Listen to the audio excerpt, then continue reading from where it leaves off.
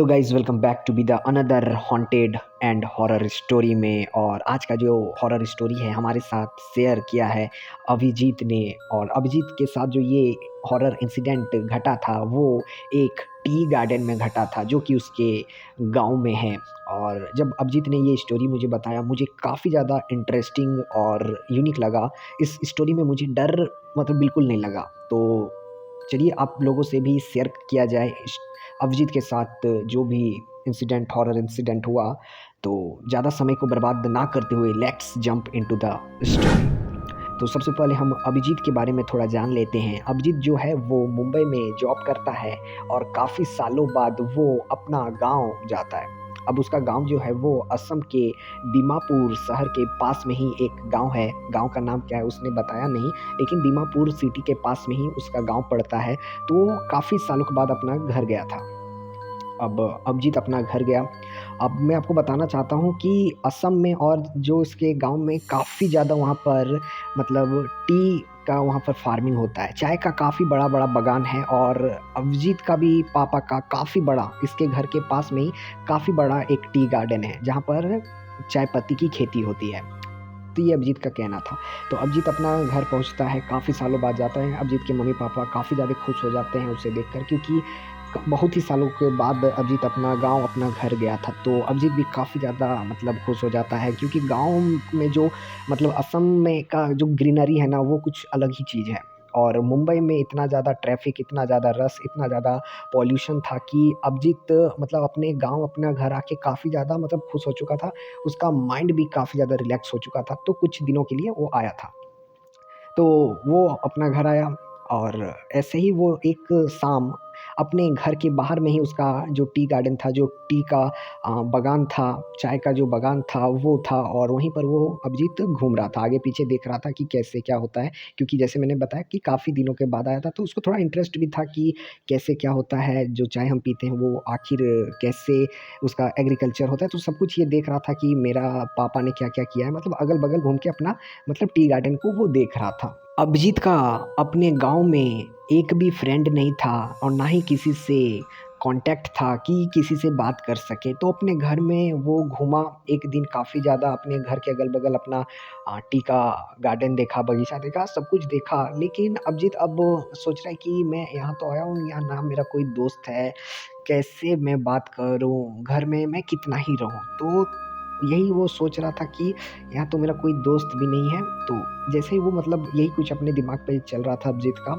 तो अभिजीत का ध्यान जाता है जो उसका टी गार्डन था, जो उसका चाय का बगीचा था, उसके बाद एक पतला सा रास्ता जाता था आगे की ओर। आगे भी काफ़ी सारे टी गार्डन थे, किसी का घर था। तो एक पतला सा रास्ता जाता था, उस रास्ते के उस पार एक लड़की खड़ी हुई दिखी अभिजीत को। अब अभिजीत भी वो लड़की को देखता है कि अचानक से ये लड़की कहाँ से आ गई। तो और वो लड़की भी जो है वो अभिजीत की ओर ही देख रही थी और एक प्यार उसके चेहरे पे एक स्माइल था। और अभिजीत 2-3 मिनट तक लगातार देखता है उस लड़की को, और वो लड़की भी लगातार अभिजीत को देख रही थी। तो अभिजीत सोचता है कि यहाँ तो मेरा कोई दोस्त नहीं है, किससे बात करूँ, चलो किसी से तो दोस्ती करते हैं। तो चलो इस लड़की से ही बात करके देखते हैं, इस गांव की ही है, लोकल है तो कुछ बताएगी भी। और चलो बात करते हैं, और क्या ही करें। तो अभिजीत उसके ओर जा रहा था ये सोचकर कि चलो बात करते हैं, क्योंकि वो लड़की भी देख रही थी तो इसको लगा कि वो भी इंटरेस्ट है बात करने में। तो अभिजीत उसकी ओर जा रहा था। तभी उसकी मम्मी का उसकी मम्मी चिल्लाती है घर से कि अभिजीत तुम्हारा ऑफिस से कुछ कॉल आया है, आके देखो। क्योंकि अभिजीत यहाँ पर अपने साथ मोबाइल लाया नहीं था। तो अभिजीत कॉल को रिसीव करने के लिए अपना घर चला जाता है। और कॉल से जैसे उसका बात कंप्लीट होता है फिर वो बाहर आता है तो देखता है कि तब तक वो लड़की वहाँ पर नहीं था, वो शायद जा चुकी थी। तो अभिजीत सोचा क्या यार, मिस हो गया, अब छोड़ो कल बात कर लेंगे, अगर कल वो फिर से मुझे दिखती है तो मैं कल बात कर लूँगा। तो अभिजीत ये सोचकर फिर से अपना कुछ काम पे लग जाता है। अब वो रात पार हो जाता है, फिर से अगला दिन, और फिर शाम फिर से आ जाता है। अभिजीत फिर से उसी समय अपने टी गार्डन पे घूम रहा होता है, और फिर से वो देखता है कि वो लड़की उसी जगह पर, जिस जगह पर कल थी, आज भी उसी जगह पर खड़ा है और फिर से अभिजीत को ही देख रही है। अब अभिजीत सोचता है कि कल तो बात नहीं हो पाया था, लेकिन आज तो मैं बात करके ही रहूँगा, आज तो एक ना एक फ्रेंड बना के ही रहूँगा। तो अभिजीत फिर से उसकी तरफ जाता है। तभी उसका मतलब फिर से कॉल आ जाता है। भाई ये मतलब उसका फिर से कॉल आ जाता है। इस बार उसके पास ही मोबाइल था और इस बार कुछ उसे मेल करना था कंपनी को, मतलब कुछ मेल था ऑफिस में उसे करना था। तो कुछ इस तरह का वर्क फिर से आ गया, तो उसे फिर से अपना घर जाना पड़ा काम करने के लिए। और फिर से वो जैसे घर से बाहर निकलता है, देखता है कि वो लड़की फिर गायब है। तो अभिजीत बोलता है मेरा लक ही ख़राब है, मेरा नसीब ही ख़राब है। दोनों कल भी कॉल आ गया उसी टाइम और आज भी काम आ गया, कुछ मेल करना था मुझे ऑफिस में। अब बस कल वो किसी न किसी तरह से दिख जाए, कल किसी भी मतलब सिचुएशन कुछ भी कॉल आए, मैं कॉल नहीं उठाऊँगा लेकिन उससे बात कर लूँगा। अब वही होता है, अभिजीत डिनर करता है फिर सो जाता है। उसके दिमाग में यही चल रहा था रात भर कि कल वो लड़की अगर दिखती है तो मैं बात ज़रूर करूँगा, मतलब कुछ भी करूँगा लेकिन बात तो करके ही रहूँगा। तो अगला दिन हो जाता है, फिर से शाम होता है। अभिजीत आज एकदम इंतज़ार में ही था कि खाली वो लड़की मुझे दिख जाए, और वैसा ही हुआ। वो लड़की फिर से दिख जाती है। अभिजीत इस बार कुछ नहीं सोचता, मतलब तुरंत ही उसके पास चला जाता है, उस लड़की के पास। वो लड़की के पास जाके अभिजीत पूछता है तुम यहीं की हो क्या? तो वो जो लड़की है बोलती है हाँ मैं तो यहीं की हूँ। और फिर अभिजीत बोलता है मैंने 2 दिन तुम्हें देखा, तुम मुझे ही देख रही थी, कुछ मतलब कहना है क्या? तो वो लड़की भी बोलती है हाँ मतलब तुम्हें मैंने पहली बार इस मतलब गाँव पे देखा, तुम यहाँ नहीं रहते हो क्या या बाहर से आए हो? तो अभिजीत ने बताया कि हाँ मैं मुंबई में जॉब करता हूँ, काफ़ी सालों के बाद आया हूँ और मैंने भी तुम्हें फर्स्ट टाइम ही देखा है, तो इसीलिए मैं भी बात करने चला गया। मैं गाँव मतलब काफ़ी कम आता हूँ या काफ़ी सालों के बाद आता हूँ, इसलिए तुमने मुझे कभी देखा नहीं होगा। तो वो जो लड़की बोलती है ओह अच्छा। अब अभिजीत पूछता है कि मैंने तो तुम्हारा नाम ही नहीं पूछा, अपना तुम्हारा नाम क्या है?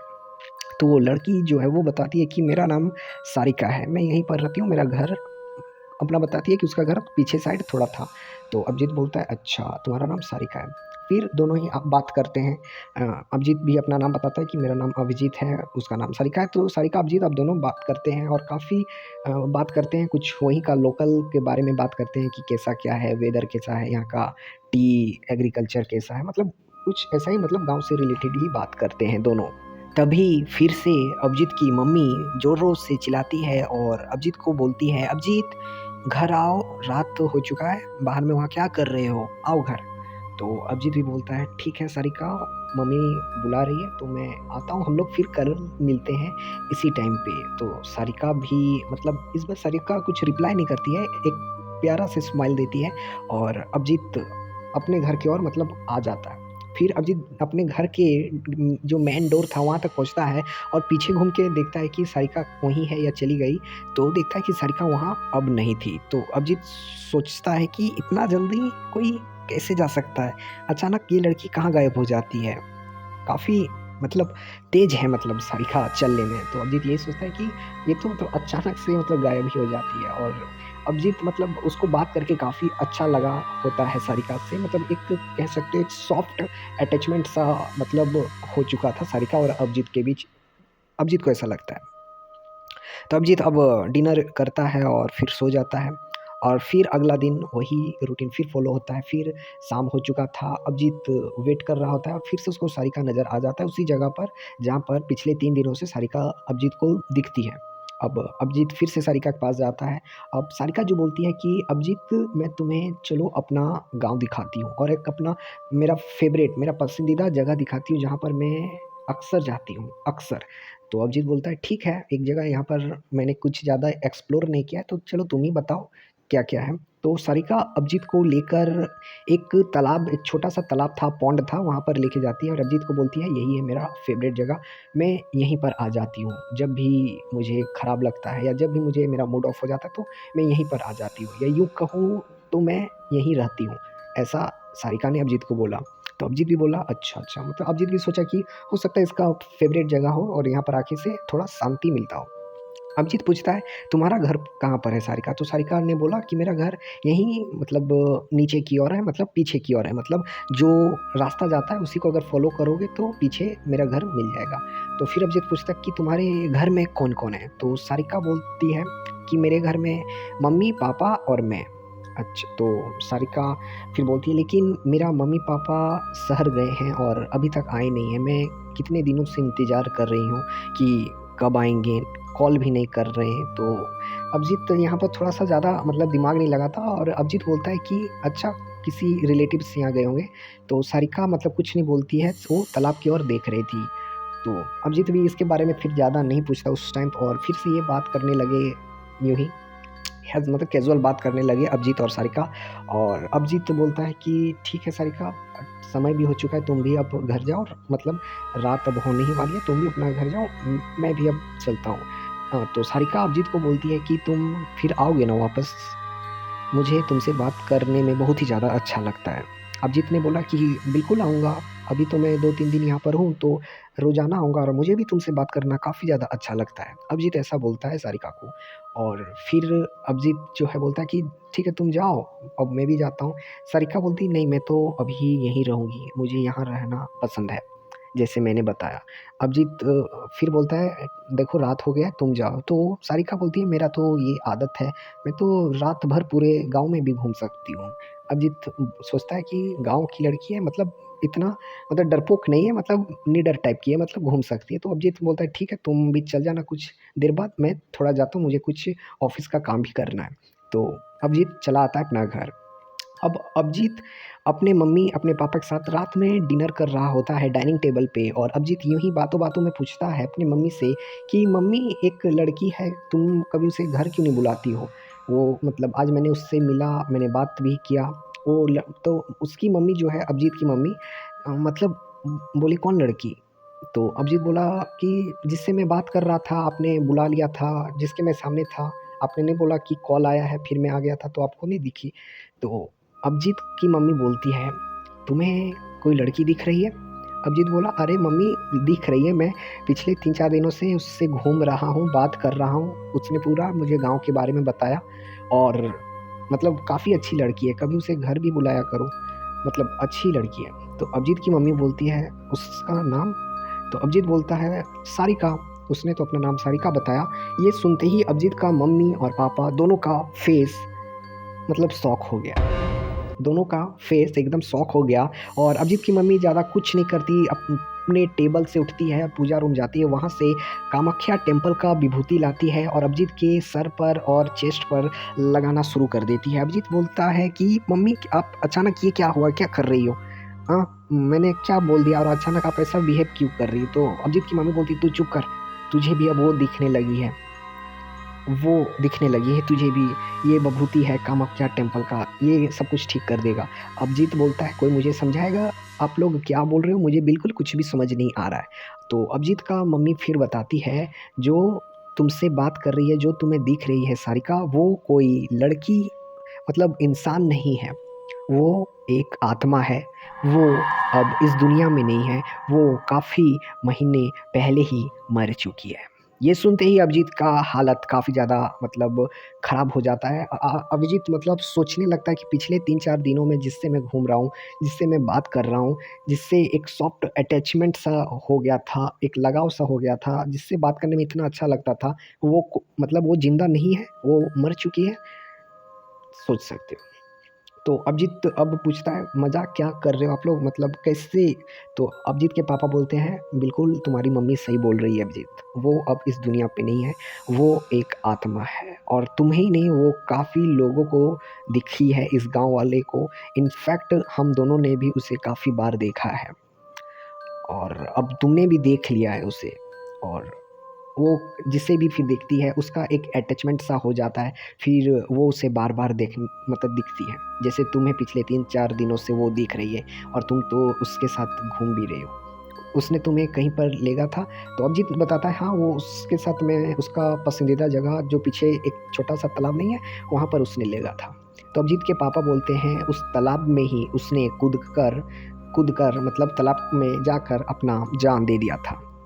अभिजीत बोलता है ऐसा क्यों? तो अभिजीत के पापा बताते हैं कि आज से 7 महीना पहले जो सारिका है उसके मम्मी-पापा कुछ काम के लिए शहर गए थे और वहाँ पर उनका रोड एक्सीडेंट हो जाता है, और सारिका इस बात को मतलब डाइजेस्ट ही नहीं कर पाती कि अब उसके पेरेंट्स इस दुनिया पे नहीं हैं, और सारिका एक तरह से मेंटल ट्रॉमा में चली जाती है। वो उसके बाद सारिका पूरे गाँव में घूम-घूम कर अपने मम्मी-पापा को ढूँढती है और ऐसा करते-करते उसका दिमागी हालत और भी ज़्यादा ख़राब हो जाता है और एक दिन वो जो पीछे तालाब था, वहीं पर जाग के अपना जान दे देती है। उसके बाद से ही जो सारिका का आत्मा है पूरे गाँव में घूमा करती है और अपने मम्मी-पापा को खोजती है। ये सुनकर अभिजीत को काफ़ी ज़्यादा बुरा लगता है क्योंकि कहीं न कहीं अभिजीत को सारिका से एक सॉफ्ट अटैचमेंट सा हो गया था और अब अभिजीत के मम्मी-पापा बोलते हैं कि तुम्हारा यहाँ पर रहना अब ठीक नहीं है क्योंकि सारिका जिसे भी एक बार दिखती है, वो फिर लगातार उसी को देखती है, जैसे कि तुम्हें पिछले 3-4 दिनों से दिख रही थी। तो अभिजीत भी बोलता है कि मैं भी यहाँ अगर ज़्यादा दिन रहूँगा तो मैं भी सारिका के बारे ही में ही हर वक़्त सोचा करूँगा, इसलिए मेरे लिए भी ये अच्छा होगा कि मैं यहाँ से फिर से वापस मुंबई चला जाऊँ।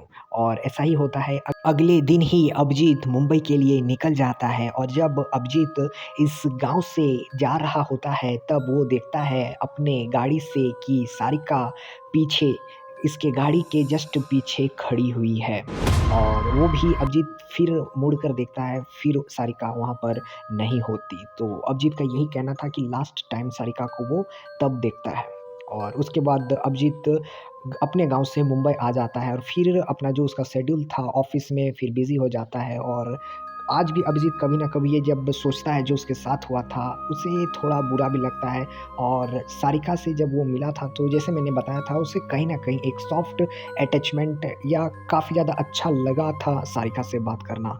तो यही था अभिजीत का एक आप कह सकते हो इंटरेस्टिंग सा हॉरर स्टोरी।